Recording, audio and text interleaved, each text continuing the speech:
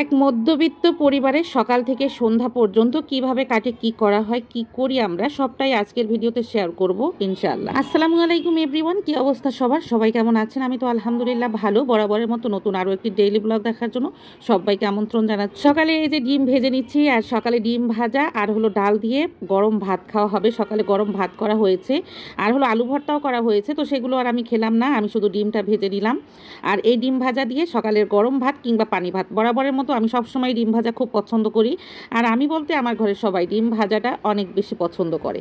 তো সকালে এই যে গরম গরম ডিম ভাজা, সাথে আছে গরম ভাত, এটাই সকালের নাস্তা। ভাত খেতে খেতে আমান সোনা চা বানিয়ে নিয়েছে, আর এই চাটা এখন প্রায় সময় সকালের চাটা দেখতে পাবেন আমান সোনাই তৈরি করে। তো চা বানিয়ে আমাকে কাপটা ধরিয়ে দিল, আর আমি আজকে চা খাচ্ছি। আজকে আমান সোনা দুধ চা করেছে, প্রায় সময় রং চা করে, কারণ ওর হাতের রং চাটা খেতে অনেক বেশি ভালো লাগে। সকালে নাস্তার পরে ঘরের অনেকগুলো কাজই কিন্তু থাকে, তো সব কাজ তো আর একটা ভিডিওতে দেখানো সম্ভব নয়। জাস্ট আমি ঘরটা একটু গুছিয়ে নিয়েছি, সেটাই আপনাদের সঙ্গে শেয়ার করতেছি। এখানে প্লাস্টিকের ওয়ার্ড্রোবটা এই পাশে নিয়ে এসেছি, তারপর হলো ঘরটা এই যে মোটামুটি গুছিয়ে নিয়েছি। তো আমার রুমটা দেখালাম না, কারণ আমার রুমে হলো বিছানাটা একদম এলোমেলো রয়েছে, তো এই রুমটা গুছিয়েছি, এই রুমটাই আপনাদের সঙ্গে শেয়ার করলাম। এই ওয়ার্ড্রোবের ভিডিও শেয়ার করার পরে এক আপু জানতে চেয়েছিলেন যে ওয়ার্ড্রোবটার দাম কত নিয়েছে। তো এই ওয়ার্ড্রোবটা আমরা বানিয়েছি মেহেরগুনি কাঠ দিয়ে, আমাদের পার্শ্ববর্তী এক দোকানে। তো ওই দোকানদার 25,000 টাকা প্রাইস বলেছিল। আমার বরের যেহেতু পরিচিত, সে বলেছে 2-3 হাজার টাকা দোকানদারকে কম দিবে। তারপরে ঘরটা গোছানোর পরে আমার বরে যে বাজার পাঠিয়ে দিয়েছে, তো বাজারগুলো শাশুড়িমা বের করে নিয়েছে, আর আমি হলো মুরগি কেটে নিয়েছি, আর সুরমা মাছ কেটে নিয়েছি, আর এক ধরনের মাছ, ওটা পাঙ্গাস মাছ, ওটা হলো বাজার থেকে কেটেই নিয়ে এসেছে। তো মা হলো ওই মাছটা ধুয়ে নিচ্ছে। এদিকে আছে চিংড়ি মাছ, এগুলো কেটে ধুয়ে পরিষ্কার করে ফ্রিজে রেখে দিয়েছি। তারপর হলো আদা রসুন মা হলো ছিলে দিয়েছিল, তো এটা ব্লেন্ড করব, কারেন্টটা আসছিলই না, রান্নায় লেট হয়ে যাবে বলে আমি এইভাবেই বাটনার সাহায্যে বেটে নিয়েছিলাম। পাটায় বেটে নিতে পারতাম, কিন্তু আসলে পাটাটা এমন জায়গায় রাখা হয়েছে, ওইটা তো সবসময় ব্যবহার করা হয় না, সেজন্য আর বের করলাম না। এই বাটনার সাহায্যে এভাবে করে আদা রসুন জিরাটা আমি এভাবে বেটে নিলাম। আজকে দুপুরে রান্না হবে, মুরগি নিয়ে এসেছে, তো সেই মুরগিটাই হলো আলু দিয়ে পাতলা ঝোল হবে, যেহেতু এখন ভালোই গরম, আর এই গরমে একটু ঝোল টাইপের তরকারি খেতে কিন্তু বেশ ভালো লাগে। তো মুরগির মাংসটাকেও কিন্তু আমি ধুয়ে নিয়েছি, আর কারেন্ট যেমন ছিল না তেমন পানিও ছিল না, আর একটুখানি পানি দিয়ে আমি পানি রাখা ছিল সেগুলো দিয়ে ধুয়ে নিলাম। এদিকে পাশের চুলায় ভাত বসিয়ে দিয়েছি, আর এদিকে সরিষার তেল দিয়ে মশলা বাটা দিয়ে গোটা মশলা দিয়ে পেঁয়াজ দিয়ে এখন মুরগির মাংসটা বসিয়ে দেবো। তো ওই তেলের ভিতরে মশলাটা একটু নেড়ে চেড়ে ভেজে নিচ্ছে, ওদিকে ভাতটাও নেড়ে দিলাম। তো মশলাটা একটু ভালো করে ভেজে নিয়ে তেলের ভিতরে, কারণ মশলাটা যেহেতু বাটনার ভিতরে করেছি একটু আস্তে আস্তে রয়েছে, এভাবে তেলের ভিতরে ভেজে নিলে মশলাটা একদম গলে যাবে। তারপরে মরিচের গুঁড়ো, হলুদের গুঁড়ো, ধনিয়ার গুঁড়ো, জিরার গুঁড়ো, স্বাদ মতো লবণ দিয়ে মশলাটা আমি ভালো করে ভাজা ভাজা করে নিচ্ছি।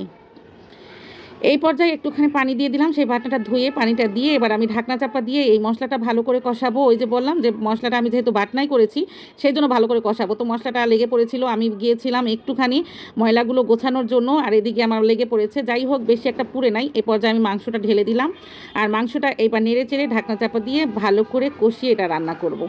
আগে না এই মুরগির মাংসটা না ভাজলে আমার ঘরে খেতেই যেত না। তো যবে থেকে আমি শুনেছি যে ভেজে না খাওয়াটাই উত্তম, তবে থেকে চেষ্টা করি যাতে না ভেজেই রান্না করার। তো এর ভিতরে একটু গোটা রসুন দিয়েছি, তেজপাতা দিয়েছি, আলু দিয়েছি, তারপর মনে হলো যে আর একটু মরিচের গুঁড়ো দিই, যেহেতু এটা ফার্মের সাদা মুরগিটা, তো সেজন্য আর একটু ঝালঝাল না হলে ভালো লাগবে না। আবার একটু মরিচ দিয়ে ভালো করে কষিয়ে ঢাকনা চাপা দিয়ে দিলাম। এদিকে ঢেঁড়স ভাজা বসিয়েছি, এদিকে ডাল বসিয়েছি, আর হলো চা যখন আমার সোনা বানিয়েছে তখন আমি ওর জন্য একটু চা রেখেছিল, তো আমি খাইনি, তো ওই চাটাই আমি গরম করে আবারও রান্না করতে করতে খেয়ে নিচ্ছি। যে বললাম আমার সোনার চা অনেক মজা হয়, কেন জানি না, আসলে চায়ের ভিতরে সবসময় একটু লবণ ইউজ করে, এর জন্যই হয়তো বা ওর চাটা খেতে বেশি ভালো লাগে। আরও দুধ চাটাও তৈরি করেছে, আদা দিয়ে তেজপাতা দিয়ে দুধ চা বানিয়েছে, খেতে অসাধারণ হয়েছিল। তো এই যে একে একে করে আমার ঢেঁড়স ভাজা কিন্তু হয়ে গেছে, আর ঢেঁড়স ভাজতে তো এমনিতেও সময় লাগে না, একটু নেড়ে তেড়ে নিলেই হয়। তো কারেন্টটা যেহেতু চলে এসেছে, কারেন্টের চুলায় ঢেঁড়স ভাজা করে নিলাম। ওইদিকে আমার মুরগির মাংসটা ভালো করে কষানো হয়ে গেছে, এবার পানি দিয়ে ঢাকনা চাপা দিয়ে দিলাম, আর ওদিকে ডালের ভিতরে লবণ হলুদটাও দিয়ে দিয়েছি। তো অলরেডি 1:30 বেজে গেছে, আর আমান সোনাও চলে এসেছে। এখন হলো আমান সোনাকে খাবার দেব। তো একটা মধ্যবিত্ত পরিবার, সকাল থেকে সারাদিন এমনই যায় আসলে, আর আমরা যতটুকু ভিডিওতে আপনাদের দেখানো সম্ভব ততটুকুই দেখাই। এর ভিতরেও কিন্তু অনেক কাজ থাকে, অনেক কথা থাকে, অনেক কিছুই থাকে। সবটা তো আর ক্যামেরা বন্দি করা সম্ভব নয়, আর সবটা সবাইকে দেখানো সম্ভব নয়।